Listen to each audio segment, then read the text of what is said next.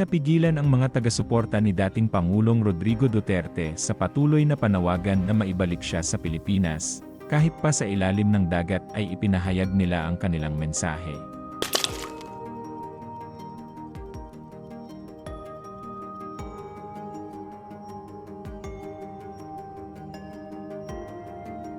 Sa isang Facebook post na ibinahagi ng Alvin and Tourism, makikitang sumisid sa karagatan ang ilang Duterte diehard supporters, habang hawak ang mga banner na may nakasulat na Bring PRRD Home Alive.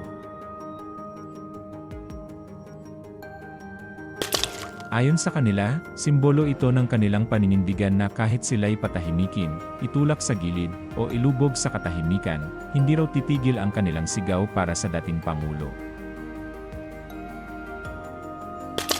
Makikita sa mga larawan at mensahe ang matinding emosyon at determinasyon ng mga taga-suporta na iparating ang kanilang panawagan sa International Criminal Court o ICC.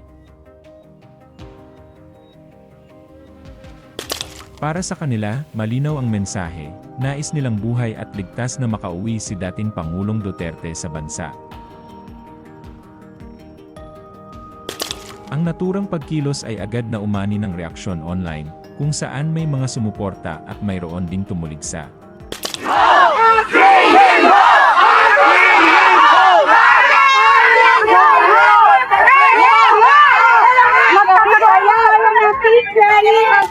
Matatanda ang kasalukuyang nasa kustodya ng ICC sa The Hague, Netherlands ang dating Pangulo kaugnay ng kasong Crimes Against Humanity na iniugnay sa kanyang kampanya kontra droga noong siya ay nasa pwesto. Sa kabila nito, nananatiling matatag ang kanyang mga taga-suporta, na patuloy na naghahanap ng iba't ibang paraan upang ipakita ang kanilang suporta at iparinig ang kanilang panawagan, kahit pa literal na nasa ilalim ng dagat.